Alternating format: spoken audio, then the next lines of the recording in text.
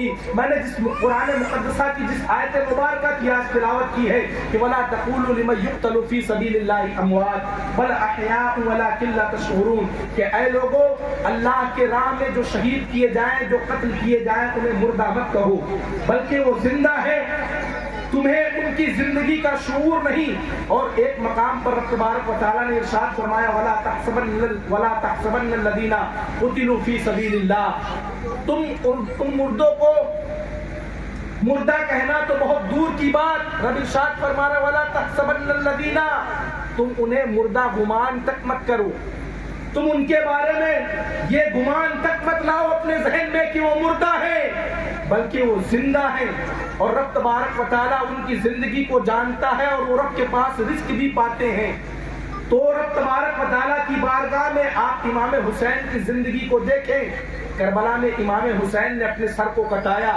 اپنے خاندان کو اپنے نبی کے دین کو بچانے کے لیے لٹایا، لیکن آج بھی ہر سنی مسلمان کے دلوں میں امام حسین زندہ ہے، کربلا والے زندہ ہیں۔ لیکن اس یزید نے جس نے نبی کے دین کے خلاف پروپیگنڈا کیا تھا،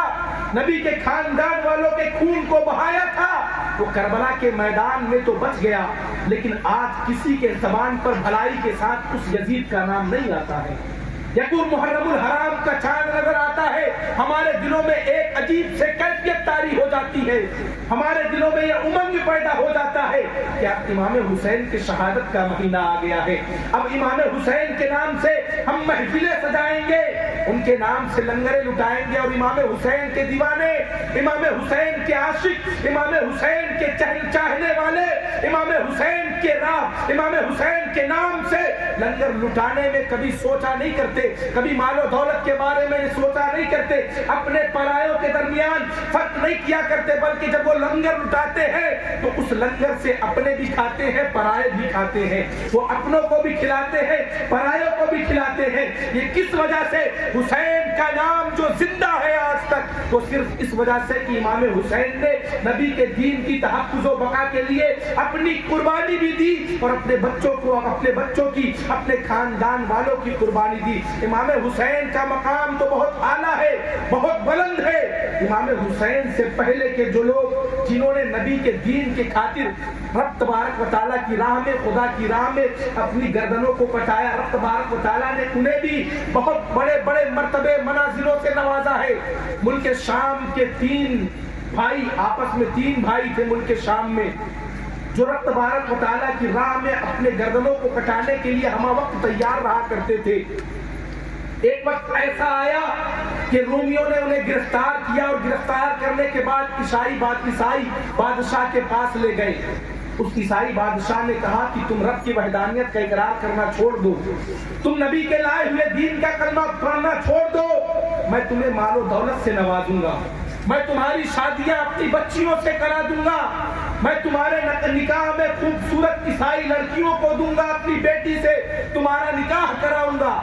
وہ توحید کے مت والوں نے، ان تینوں بھائیوں نے اس عیسائی سے کہا تھا کہ جس میخانے کے رند ہم ہیں، جس نبی کے لائے ہوئے دین کا کلمہ ہم نے پڑھا ہے، اگر تم اس نبی کے دین کی سچائی اور حقانیت کو جان لو تو تم بھی اسی نبی کے لائے ہوئے دین کے گرویدہ ہو جاؤ گے۔ جب اس عیسائی نے زبردستی کیا، ان پر ظلم کیا، انہوں نے کہا نہیں، ہم نبی کے لائے ہوئے دین کو کبھی نہیں چھوڑ سکتے ہیں۔ اس عیسائی نے زیتون کا تیل منگوایا، تیل گرم کیا، ان تینوں بھائیوں سے کہا کہ تم اپنے نبی کے دین کو چھوڑ دو ورنہ اس کھولتے ہوئے تیل میں تمہیں ڈال دیا جائے گا۔ قسم خدا کی تین بھائی کھڑے ہوئے ہیں، ادھر اگر دین چھوڑ دے زندگی بچ جائے گی، مال و دولت ہاتھ لگ جائے گا، سرمایہ ہاتھ آئے گا، خوبصورت لڑکیوں سے ان کے نکاح کو کرانے کا وعدہ بھی کیا جا رہا ہے، بڑے عہدے پر فائز کرنے کا ان سے وعدہ بھی کیا جا رہا ہے، مال و دولت بھی ملے گی، پیسہ بھی ملے گا،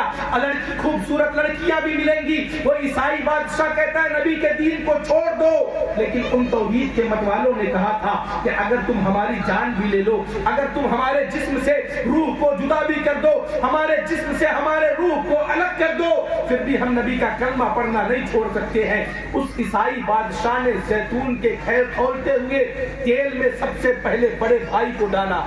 وہ بڑا بھائی، تینوں بھائی کھڑے ہوئے ہیں، سب سے پہلے بڑے بھائی کو ڈالا۔ جب اس کے بڑے بھائی کو ڈالا گیا تو کھولتے ہوئے تیل میں جانے کے بعد ان کے بھائی کے جسم سے چمڑا الگ ہو جاتا ہے، ہڈی الگ ہو جاتی ہے۔ اب منجھلے اور چھوٹے بھائی کھڑے ہو کر دیکھ رہے ہیں۔ پھر سے آفر دیا گیا کہ دیکھ لو،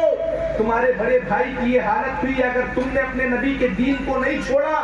اگر تم نے اپنے نبی کے دین کا کلمہ پڑھنا نہیں چھوڑا تو تمہارے ساتھ بھی یہی سلوک کیا جائے گا۔ ان توحید کے مت والوں نے کہا تھا کہ اے عیسائی بادشاہ، اگر تو چاہے تو ہمیں ہمارے جسم پر نیزے مار کر، ہمارے جسم پر تلواریں چلا کر ہمارے جسم سے ہماری سروں کو الگ کر دے، لیکن یہ توحید کے مت والوں نے جو اپنے نبی کے دین کا کلمہ پڑھا ہے، ان کی زبان سے اس نبی کے دین کا کلمہ پڑھنا کبھی بند نہیں ہوگا۔ اب اس عیسائی نے پھر سے اپنے وزیر کو آگے بڑھایا کہ ان دو میں سے ایک کو پھر سے زیتون کے تیل میں ڈالا جائے۔ قسم خدا کی دونوں بھائی آپس میں جھگڑا کرنے لگے۔ بڑا بھائی کہہ رہا ہے کہ اے میرے چھوٹے بھائی، تمہیں پہلے تیل میں جاتے ہوئے میں نہیں دیکھ سکتا، تمہیں مرتے ہوئے میں نہیں دیکھ سکتا، پہلے مجھے جانے دو۔ چھوٹا بھائی کہہ رہا نہیں بھیا، اگر آپ کو تیل میں ڈالیں گے آپ کے جسم سے روح پرواز کرے گی، آپ مشقتوں کا سامنا کریں گے، میرا کلیجہ پھٹ جائے گا، کہیں ایسا نہ ہو کہ میں برداشت نہ کر پاؤں، میں یہ دیکھ نہ پاؤں، یہ سہن نہ کر پاؤں اور میں نبی کے دین کا کلمہ پڑھنا چھوڑ دوں۔ ان دونوں بھائیوں نے آپس میں جھگڑا کیا۔ وزیر آیا، بڑے بھائی کو پکڑا، اس کھولتے ہوئے تیل میں ڈالا۔ دو بھائیوں کو اس نے سب سے چھوٹے بھائی کے سامنے قتل کر دیا، لیکن نبی کی محبت ان کے دلوں میں اس قدر سما چکی تھی، نبی کی محبت ان کے دلوں میں ایسی چھاپ بنا چکی تھی کہ وہ توحید کے مت والے جان بھلے چلے جائے، ان کے جسم سے روح بھلے ہی جدا ہو جائے، آنکھوں کے سامنے بڑے بھائی کو قتل کر دیا جائے، بڑے بھائی کو موت کے گھاٹ اتار دیا جائے، لیکن زبان سے نبی کا کلمہ بند نہیں ہو رہا ہے۔ جب وزیر نے کہا کہ اے بادشاہ، اس کے دو بھائیوں کو تو تم نے کھولتے ہوئے تیل میں ڈال کر اس کے بھائیوں کی جان لے لی ہے، اب اس کے ساتھ کیا سلوک کیا جائے، اس کے ساتھ کیا رویہ کیا جائے؟ تو بادشاہ نے کہا اس کی عمر کم ہے، یہ چھوٹا ہے، اسے چھوڑ دو، میں اسے اپنا گرویدہ بنا لوں گا، اسے میں اپنے چنگل میں پھنسا لوں گا، اسے میں اپنے ساتھ ملا لوں گا، یہ میری موافقت میں آ جائے گا۔ بادشاہ نے اسے ایک پنجرے میں قید کروایا، ایک حجرے میں قید کروا دیا۔ قید کروانے کے بعد رات کا جب وقت ہوا تو بادشاہ نے اپنے ایک حسین خوبصورت لڑکی کو اس نبی کے عاشق کے حجرے میں بھیج دیا۔ وہ خوبصورت اور حسین لڑکی جس کے چہرے کو دیکھنے کے لیے ملک شام کے لوگ ترسا کرتے تھے، جس کے چہرے کی ایک جھلک کو دیکھنے کے لیے ملک شام کے لوگ آپس میں لڑ جایا کرتے تھے۔ جب وہ حسین و جمیل لڑکی بازار کے راستوں پر نکلا کرتی تھی، ملک شام کی گلیوں میں جب شام کے وقت وہ ٹہلنے نکلتی تھی تو ملک شام کے لوگ اس کے چہرے کو دیکھنے کے لیے آپس میں قتل تک کرنے کے لیے آمادہ ہو جایا کرتے تھے۔ لیکن آج جو حجرے میں ہے وہ نبی کا عاشق ہے، نبی کا دیوانہ ہے، نبی کا کلمہ پڑھنے والا ہے۔ اس نے نبی کے چہرے والضحیٰ کو دیکھا ہے، اس نے نبی کے حسین چہرے کی زیارت کی ہے۔ جب اس کے سامنے وہ حسین لڑکی گئی، اس نے اسے اپنی باتوں میں بہلانا چاہا۔ اس نبی کے عاشق نے نیت باندھ کر نماز پڑھنی شروع کر دی۔ اس نے رات کے وقت نماز شروع کی، صبح تک وہ نماز پڑھتا رہا۔ اس عیسائی بادشاہ کی لڑکی جب صبح لوٹ کر آتی ہے تو عرض کرتی ہے کہ اے ابا جان، آج شاید اس کا کوئی خاص دن تھا، یہ پوری رات آج اس نے عبادت کی ہے، یہ میری طرف مڑ کر نہیں دیکھا۔ اس کا باپ کہتا ہے کہ چلو دوسری رات میں تم پھر سے اس کے پاس جانا، تنہائی میں جانا، شاید اس کا دل تمہاری طرف مائل ہو جائے۔ وہ لڑکی پھر سے دوسری رات میں جاتی ہے، لیکن وہ اللہ کا بندہ، وہ نبی کا عاشق، وہ نبی کا سچا دیوانہ، وہ نبی سے محبت کرنے والا دوسری رات بھی اس لڑکی کی طرف اپنی نظر کو اٹھا کر نہیں دیکھتا۔ لڑکی پریشان کہ میرے حسن کے سارے ملک شام کے نوجوان گرویدہ ہے، میرے حسن کے ملک شام کے تمام تر لوگ دیوانے ہیں، اگر میں رستے میں نکل جاؤں لوگ مجھے دیکھنے کے لیے ایک دوسرے کے قتل پر آمادہ ہو جائے، لیکن یہ کیسا شخص ہے جس کے سامنے میں بیٹھی ہوئی ہوں، جس سے میں خود بات کرنا چاہتی ہوں، جس کے ساتھ تنہائی میں خود وقت بتانا چاہتی ہوں، لیکن یہ میرے طرف نہیں دیکھتا۔ قسم خدا کی اس نبی کے دیوانے نے، وہ لڑکی 40 دن تک اس کے پاس رات کے تنہائی میں اکیلی جاتی رہی، لیکن اس شخص نے اس لڑکی کی طرف اپنے نظر کو، اپنی نگاہوں کو اٹھا کر نہیں دیکھا۔ 40ویں دن اس شخص کو اس لڑکی نے اپنی طرف تو مائل نہ کر سکا، لیکن وہ لڑکی اس شخص کی ایسی دیوانی ہوئی کہ اس شخص سے اس لڑکی نے کہا کہ اے اللہ کے بندے، اے نبی کے چاہنے والے، آج تمہارے پاس مجھے آتے 40 دن ہو گئے، میرے حسن کے پورے ملک شام کے لوگ دیوانے ہیں، لیکن تم نے میرے چہرے کو نہ دیکھا۔ تم کس رب کی عبادت کرتے ہو؟ اس رب سے میری بھی پہچان کراؤ۔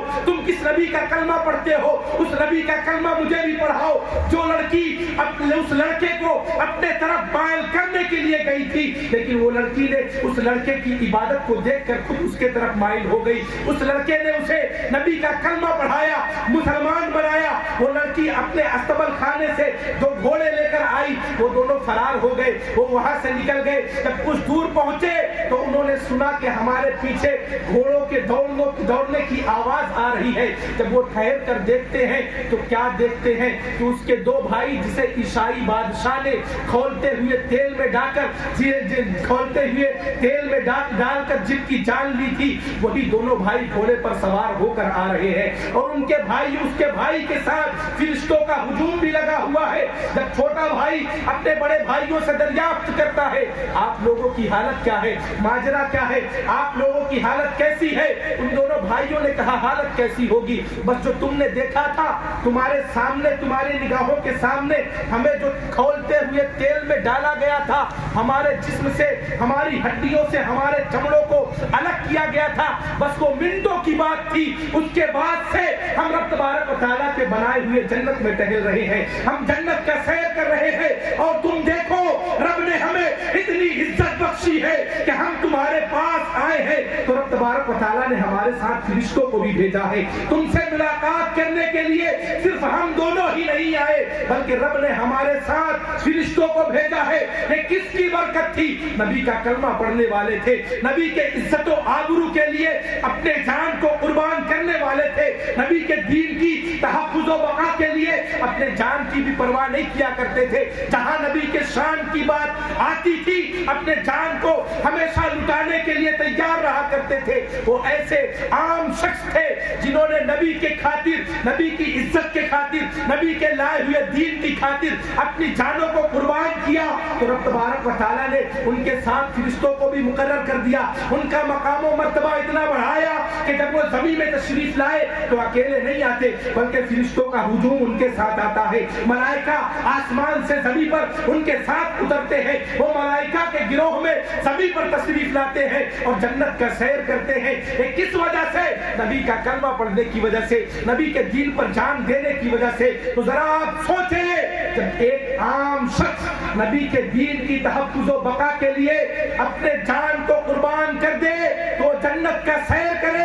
فرشتوں کے ساتھ زمین پر آئے، تو سید الشہداء امام حسین کا مرتبہ کیا ہوگا؟ سید الشہداء امام علی مقام کا مرتبہ کیا ہوگا، جنہوں نے نبی کے لائے ہوئے دین کی تحفظ کے لیے کربلا کے میدان میں صرف اپنی گردن کو نہیں کٹایا، بلکہ اپنے بچوں کی بھی قربانی دی، اپنے خاندان والوں کو بھی قربانی دی، اپنے خاندان، اپنے قبیلے کو بھی لٹایا، اپنے کنبہ کو بھی لٹایا۔ توحید کے مت والے جو لوگ ہو جائیں، نبی کے دین کی خاطر جو لوگ اپنی گردنوں کو کٹانے کے لیے تیار ہو جائیں، تو رب تبارک و تعالیٰ انہیں ایک الگ مقام پر، ایک الگ عہدے پر فائز فرمائے۔